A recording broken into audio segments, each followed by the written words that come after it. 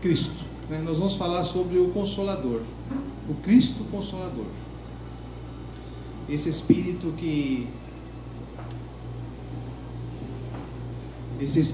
que num certo momento da nossa história se propôs a nos receber aqui na Terra.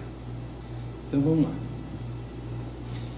De tudo que eu pensei, eu peguei alguns trechos do Evangelho. Posso...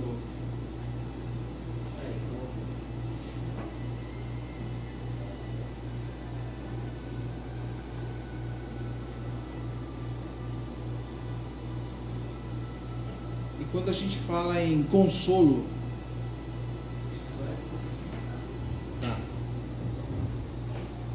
a gente busca a definição no dicionário, né? O que seria consolar? É prestar solidariedade a outro através de atos que levem ao alívio ou a diminuir a dor e também a aflição, né?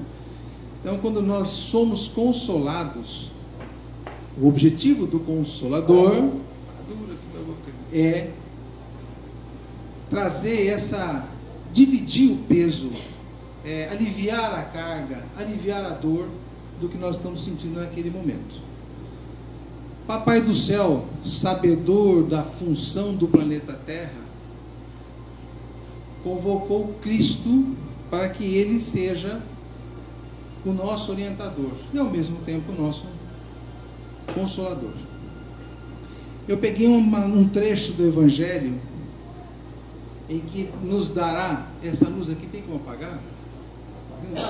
Está meio complicado ler? Não faz mal, tudo bem.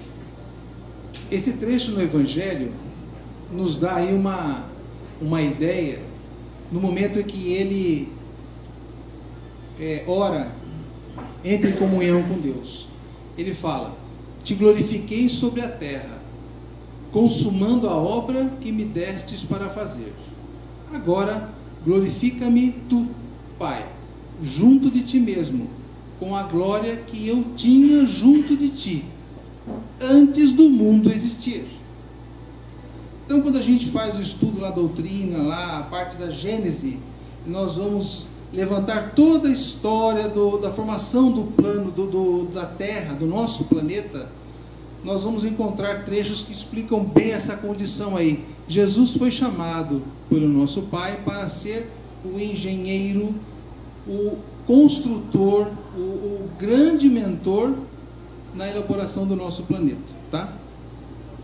Manifestei o teu nome aos homens do mundo, os quais me destes. Eram teus e os destes a mim, e eles têm observado a sua palavra. Quer dizer, Papai do céu pegou toda a humanidade. Cristo, vá lá e faça o trabalho que tem que ser feito com esse grupo de pessoas. Cá estamos nós. Então, este é o naipe do Espírito que está na administração do nosso planeta. Este é o Espírito escolhido por Deus para que ele nos guie e nos conforte nas nossas dificuldades. É um Espírito que... Quantos anos tem a Terra? 4 milhões. Bi. E ele coloca lá, ó: antes do mundo existir, o Senhor me deste essa missão. Então é um Espírito com muita experiência, com muita bagagem em relação a nós. No Livro dos Espíritos, na questão 919, temos o seguinte apontamento do Santo Agostinho: sei que muitos dizem que o presente é positivo e o futuro é incerto. Ora, eis aí precisamente o pensamento que estamos encarregados de destruir em vós, porque desejamos vos fazer compreender esse futuro de maneira que ele não possa deixar nenhuma dúvida em vossa alma. No Livro dos Espíritos nós temos aquela conversa entre Kardec e os Espíritos, todo aquele trabalho que ele faz, perguntas e respostas, e nesse questionário entra a questão do homem de bem. Santo Agostinho vem dar essa contribuição e coloca no final da sua contribuição esta frase. O que significa esse parágrafo? 1857, o auge do materialismo na humanidade, aonde eu vou fazer hoje o que me cabe para ser feliz hoje. Essa era a linha de pensamento. Os Espíritos, através do Consolador, prometido por Cristo antes da sua ida do plano terrestre, vem nos trazer informações que ele coloca o seguinte, muitos dizem que o presente é positivo, ou seja, eu vou me dar bem agora, o futuro eu não sei o que será, então eu quero fazer a minha vez já. Ora, eis precisamente o pensamento que estamos encarregados de destruir em vós. Em algumas traduções aparece o pensamento que estamos encarregados de alterar em vossos pensamentos. Nós temos credos, nós temos verdades que nos conduzem em nosso dia a dia. Essas verdades, de forma geral, sempre nos trazem problemas, porque a nossa ótica ainda é uma ótica baseada numa visão material. A doutrina dos Espíritos, as informações por eles coletadas, tem a seguinte informação: recompor pensamento, recompor maneiras de agir, recompor formas de pensar. Para que com isso você garanta a sua felicidade futura. Porque a felicidade ela não estará basicamente apoiada em ações no presente. Porque ações do presente elas estarão envolvidas em reflexos de ações do passado. Hoje nós trabalhamos com situações escolhidas e conduzidas por nós através de escolhas do passado. E estamos atuando dentro dessas escolhas do passado, nesse momento, de forma a modificar a situação futura.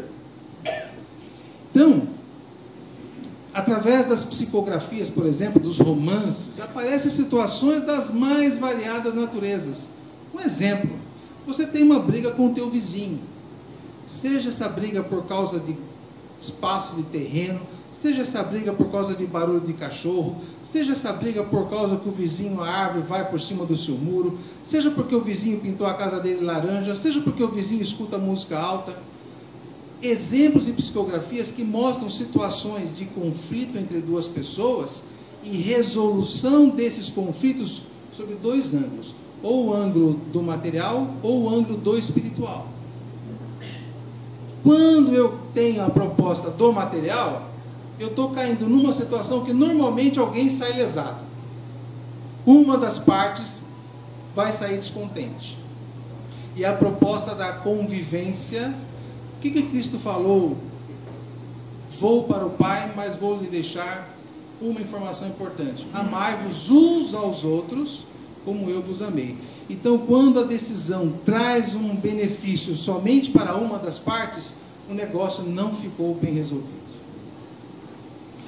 Então, quando nós temos assim, Santo Agostinho trazendo informações e coloca essa frase aí, o que ele está nos convencendo? De que a maneira com a qual estávamos pensando precisa ser modificado. Se eu estou projetando ser feliz, se eu já não sou feliz agora, mas eu desejo a felicidade futura, então o meu processo de pensamento, o meu processo de elaboração da minha razão necessita de um repaginamento. Um qual? Baseado nos ensinamentos de quem? Do Cristo. Caminhamos um bocadinho. Em Marcos, ele coloca a seguinte observação: falava-lhes sempre por parábolas, porém tudo declarava em particular a seus discípulos.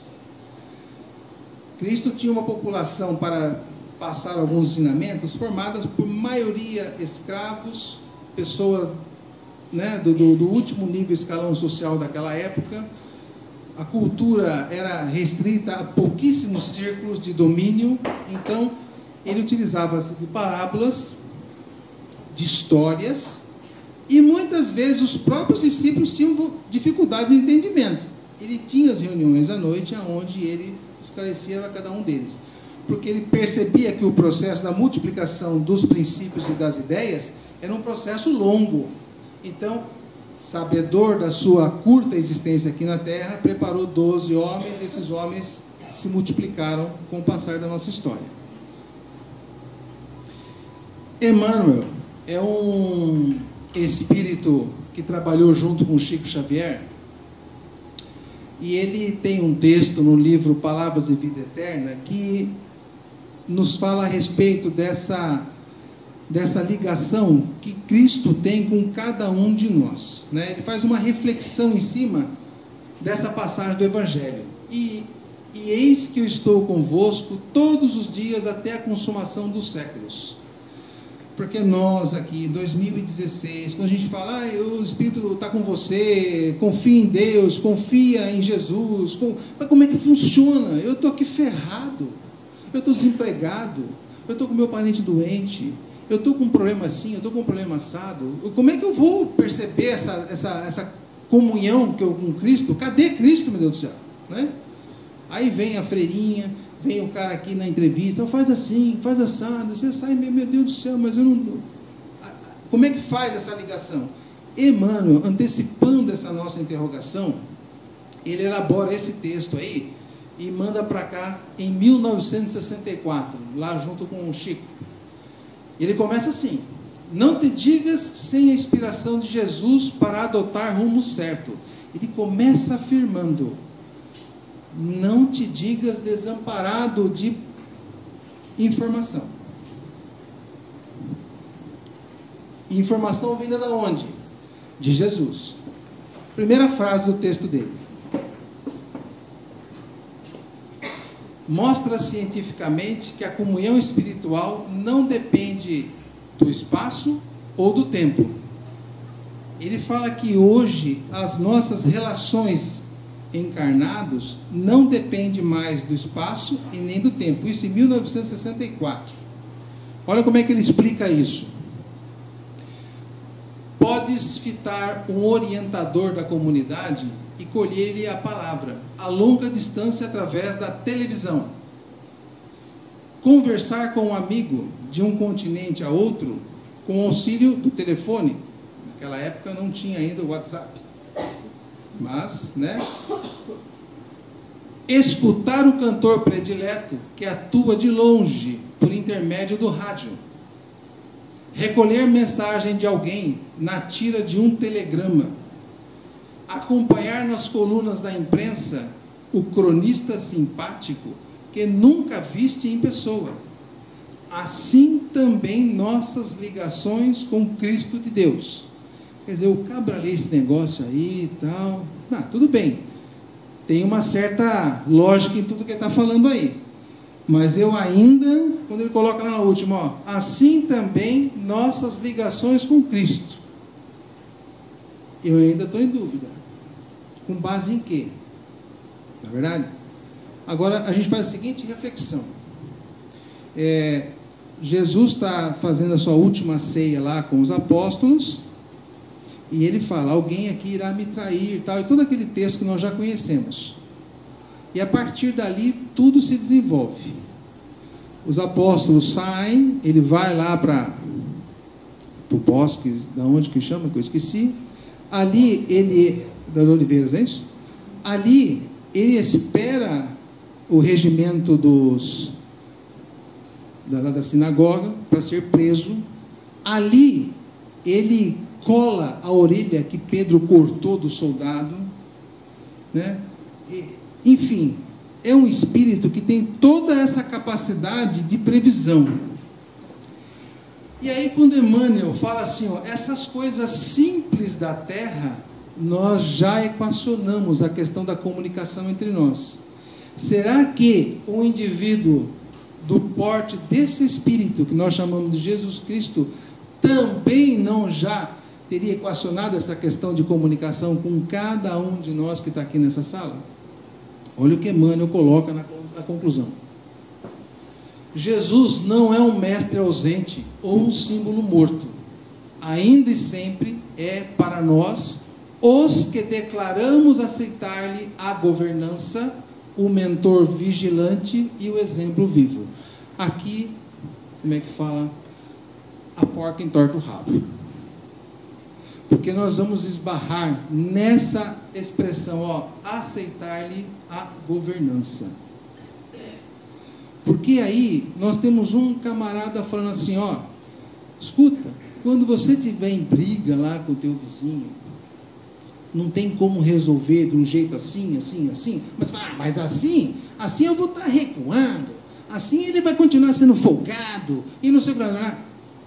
E Jesus explica todo um processo, uma dinâmica de um pensamento, onde vai envolver tolerância, paciência, compreensão do estado de pensamento da parte oponente, enfim, vai exigir de você uma utilização de conceitos novos, que vão te dar uma liberdade de falar assim, ó, tudo bem, eu acho que dá para a gente ir por esse caminho. Quer dizer, quando a gente fala, eu aceito a tua governança, Jesus, o quadro modifica. Olha o que Emmanuel coloca na conclusão aqui.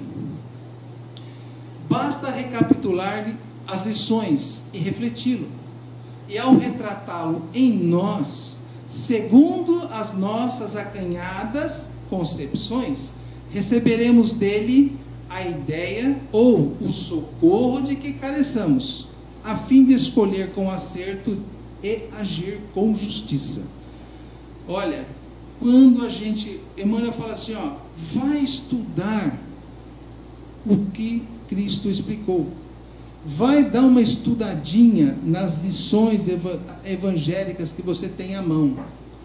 Aí você fala, tudo bem, mas eu não sei se eu vou entender direito. Aí Emmanuel fala assim, ó, segundo a tua acanhada concepção, Jesus sabe da nossa limitação intelectual, Jesus sabe da nossa limitação humana, mas Ele quer que tenha um movimento de buscá-lo, a tal da atitude.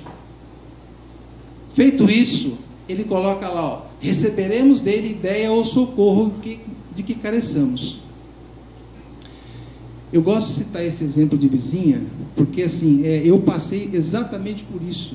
E era assim, eu estava começando a frequentar lá o Mealheiros, isso nos anos 90 e pouquinho. E eu tinha um problema com a minha vizinha que morava em frente. Eu tinha um comércio e os meus clientes estacionavam o carro, porque era uma rua de mão única, do lado dela, que é o lado direito da rua, né, de quem subia. Inclusive era uma rua que tinha guia levantada, não tinha guia rebaixada. A pessoa poderia estar no meu comércio, ela chegava, ela parava o carro atrás, vinha até o meu comércio e pedia porque a pessoa tirasse o carro de frente da casa dela. Imagina, né? Eu não sou corintiano, mas eu tenho um espírito muito próximo a isso. Meus irmãos são. Eu fui salvo. Então, assim, o sangue esquentava às vezes. Esquentava. Mas eu ficava na minha, porque era uma senhora, tal, eu não ia, né? Afinal de contas. Mas criamos um clima horroroso de vizinho. Aí eu estou lá frequentando, tal, estou escutando a Crista fazer palestra, a professora lá fazer palestra, e outros tantos, e começa a ler, começa o Evangelho, e entra na questão do perdoar, 70 vezes 7, eu falei, meu Deus do céu. A única forma que a gente tinha de resolver isso, a gente fez opção no Evangelho no Evangelho no Lar.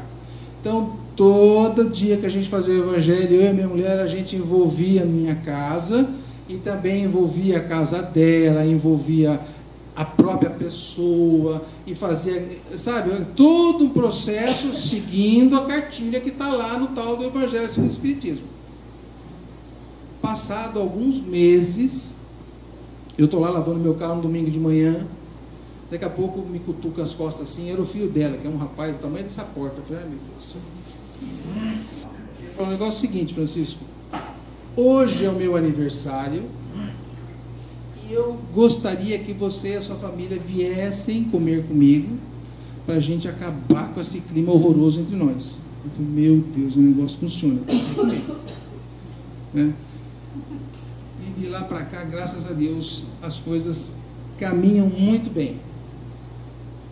Esse processo eu consegui acertar. Outros eu agi do meu jeitinho.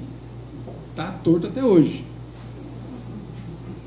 Mas é uma coisa assim, olha, nós estamos assim em busca de quê?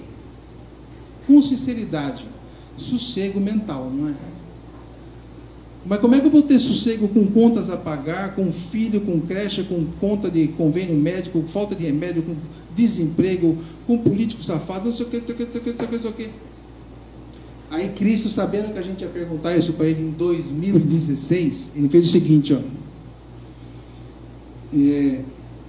Olha o que ele colocou aqui, ó. Prometeu-nos o mestre ao falar aos discípulos: eis que eu estou convosco todos os dias até a consumação dos séculos. Como é fácil de perceber, o Senhor está conosco, esperando, porém, é Emmanuel falando, tá? Porém, que nós estejamos com Ele. Então Emmanuel faz assim, ó, cidadão, precisamos nos ligar a Jesus, mas num processo inteligente. Qual é o processo? Larga a mão de ser besta e comece a escutar as informações que ele tem para te dar. Para de bater a cabeça que nem siri na lata e começa a observar as lições que ele tem para te dar.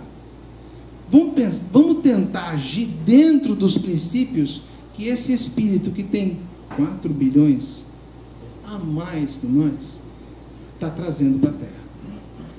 Então Jesus pegou lá um monte de espíritozinho criança e começou a nos encarnar por aqui, como bactéria, antes, né? Como átomo, bactéria, verme, sei lá o que, sei lá o que, sei lá. Cá estamos nós.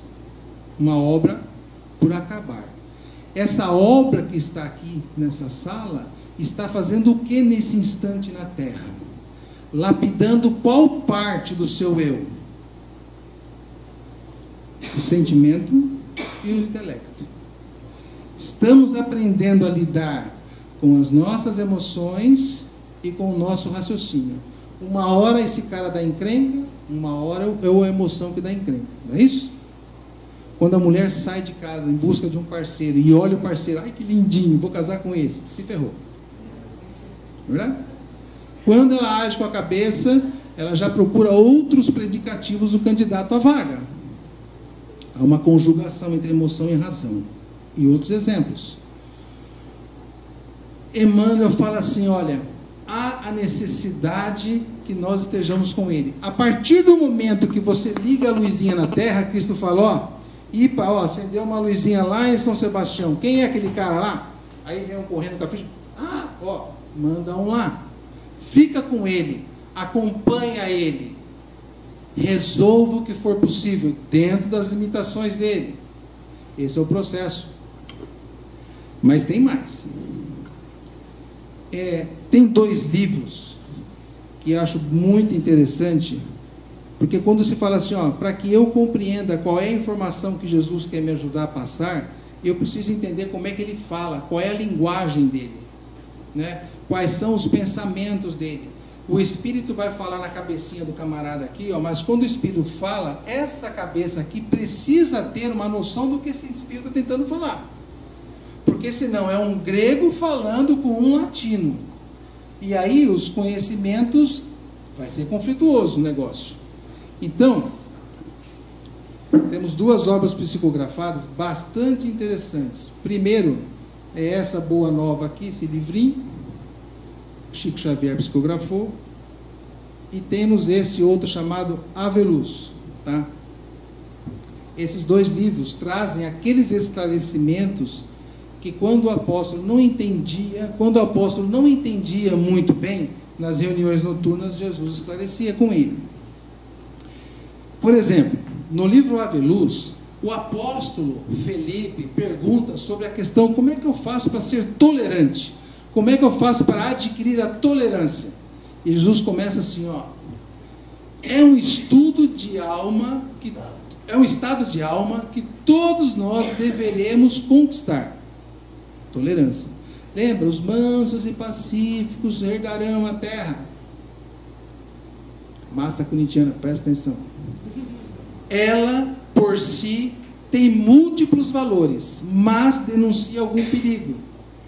É como uma massa forte no alimento da vida que, sem outros ingredientes auxiliares, exagera a fermentação.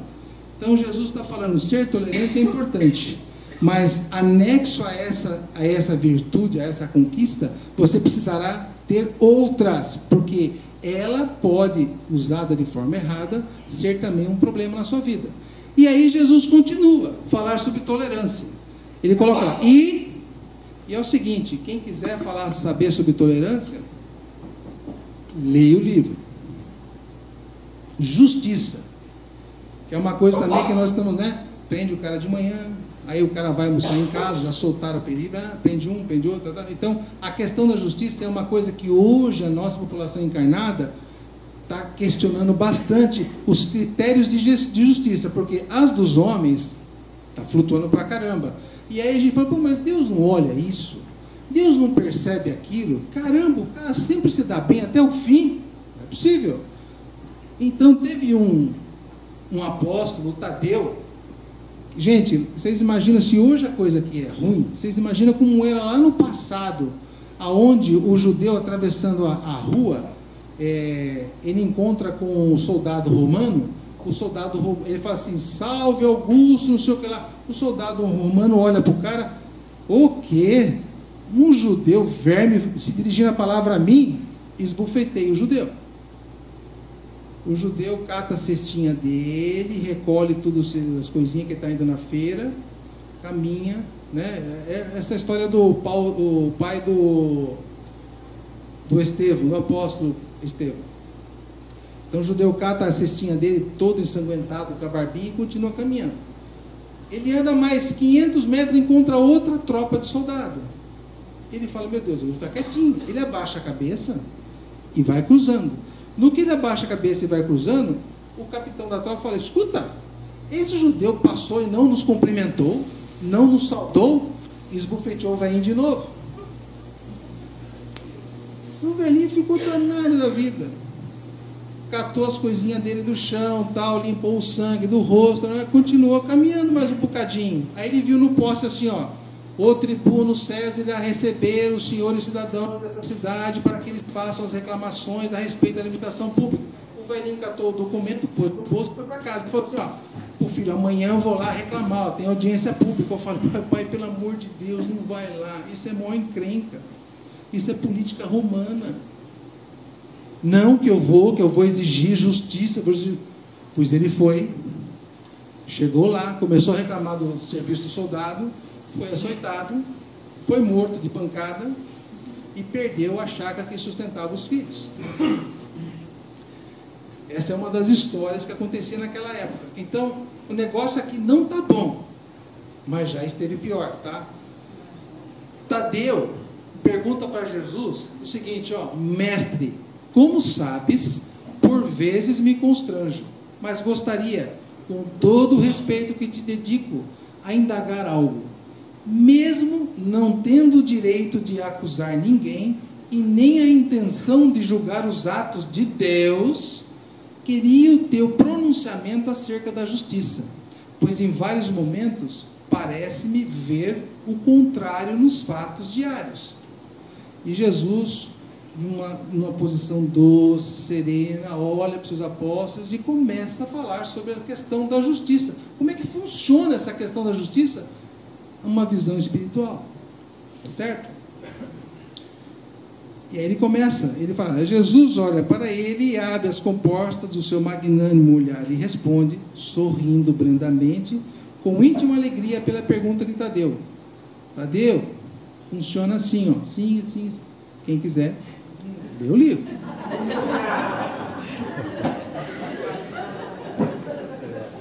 Eu estou lendo. Felicidade. Todo mundo quer ser feliz, não é? Pois é. Jesus também falou sobre isso. E por coincidência, Tomé foi o mesmo que questionou. Senhor, procura um tesouro bem diferente e talvez mais difícil que as pedras preciosas e mesmo o ouro do mundo. Procura um poder que vale mais que todos os poderes temporais da terra. Mas sou um garimpeiro inexperiente. Não sei onde e como encontrar. Esse tesouro é a felicidade. Que me dizes isto, mestre? Veja só, Tadeu já percebeu que o ganho material, seja ele de qual o que for, não traz a felicidade que é aquela que Jesus está vendendo ali para eles. Tá? Então, Tadeu vai lá e pergunta para ele. Tomé, desculpe. Jesus disserta com gentileza: Tomé, o que buscas não se encontra muito longe, porque reside dentro de ti. As preciosidades mais... Aí ele continua no texto. Qual é a resposta depois? Esse livro eu comprei no sebo. Ou pede para ir também, ela traz 0 quilômetro. Dá uma lida. Porque essa questão da felicidade, puxa, quem não quer ser feliz? Como é que eu faço para ser feliz? Né? Hoje nós somos a um velório de um amigo nosso, e assim, uma das coisas que... São 2 momentos que a gente faz uma reflexão profunda em nossas vidas, né? Uma é no final do ano, que tem aquele clima de Natal, a gente começa a conversar com todo mundo que a gente não gosta direito, não é isso? O coração está mais molinho, tá tudo esse processo. E a outra é no momento que você está lá no velório, onde você fala: meu Deus, quando será a minha vez de estar ali? Solitário, sozinho, né? E o que eu tenho feito da minha vida até agora? Porque eu posso ser chamado, amanhã eu posso estar lá. Então assim, eu tenho buscado ser feliz, ótimo, mas com base em quê? Qual é a visão que eu estou... O Santo Agostinho fala: meu amigo, perceba quais são os seus valores, né? Nós editamos o Livro dos Espíritos para que vocês comecem a mexer nessa cabeça aí, para que na hora de chegar ao lado de cá, fale assim: poxa, mas eu não tinha essa informação. Como não?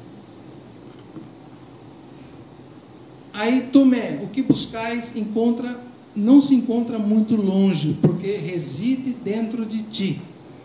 As preciosidades mais... Caramba, quer dizer que eu não preciso ter um parceiro bacana para ser feliz? Não. Eu não preciso ter um trabalho para ser feliz? Pior que não. Eu não preciso estar alimentado para ser feliz? Pior que não. Eu não preciso ter saúde corporal para ser feliz? Pior que não. O que eu preciso ter para ser feliz? Leia o livro.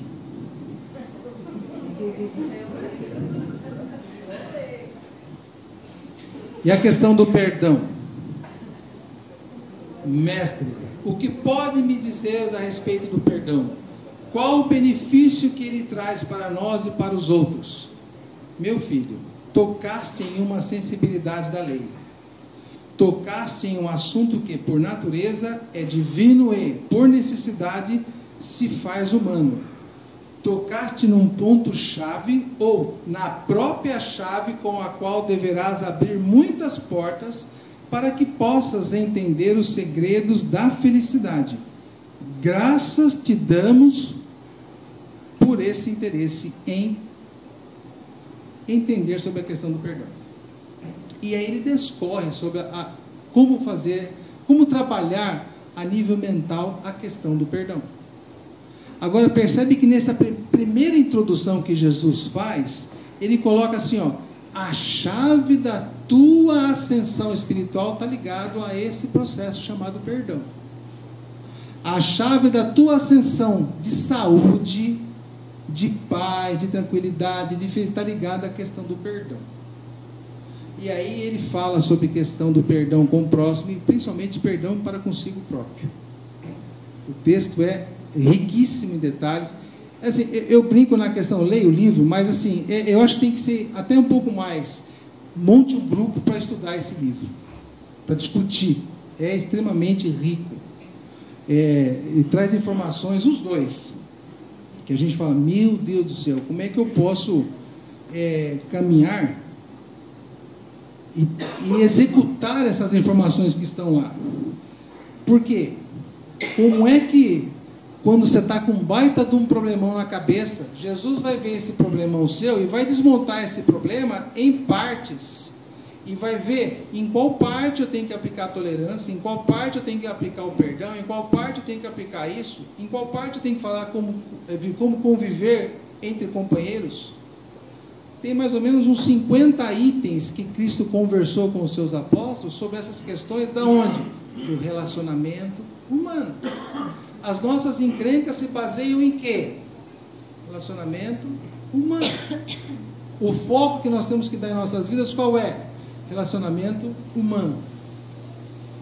Gente, assim, a grande cilada da nossa vida é viver dentro... Acabou o tempo, né? É viver dentro do tempo. É viver dentro, assim, de um convívio social, aonde é como se fosse assim, o negócio é meio pesado, mas é verdade. Você está dentro de uma jaula com tigres. Cada um forte, cada um com umas patas desse tamanho, todos com fome para satisfazer o seu apetite próprio. E se tiver que te matar para comer a sua carcaça, come. Quer dizer, hoje o negócio não está tão assim. Mas em determinados grupos humanos ainda, essa rivalidade entre as partes é o que está valendo. Né? E o momento é de transformação de toda essa neura, de todo esse processo de elaboração de raciocínio fraterno. Se você está no seu trânsito, no seu carro lá, que o trânsito não vai, e você busca uma resolução egoísta, você entra no acostamento e vai pela sua lado. Agora, se você busca uma resolução espiritual, você fica aguardando a sua vez. Um pequeno exemplo. Na fila do supermercado, no problema do banco, no problema com o filho mais novo, no problema com o companheiro, né? Tem gente que fala assim, eu estou com um problema com o meu marido, vou largar dele. Emmanuel, num livrinho pequenininho desse tamanho, fala assim, divórcio. Embaixo coloca assim, problema adiado. Aliás, solução adiada. Nós não nos juntamos com ninguém por acidente. Desde o filhinho caçula trabalhoso até o companheiro ou a companheira problemática, ou a sogra, o parente, sei lá o quê, existe toda uma dinâmica espiritual de acerto. Então, como viver de bem? Temos que estudar o Evangelho. Temos que estudar os ensinamentos de Cristo. Porque a hora que eu botar o joelho no chão e pedir uma ajuda, essa ajuda vai vir. Desde que você saiba escrever a mesma língua dele. Ele vai recordar. Lembra quando eu falei sobre tolerância? Será que não dá para você ser mais tolerante com essa pessoa aí? Funciona desse jeito. Nós não estamos desamparados. O que nós estamos é um pouquinho distantes, porque nós estamos pensando ainda com o ego e não com o espírito. Certo? É mais ou menos isso aí. Obrigado, gente. Boa noite.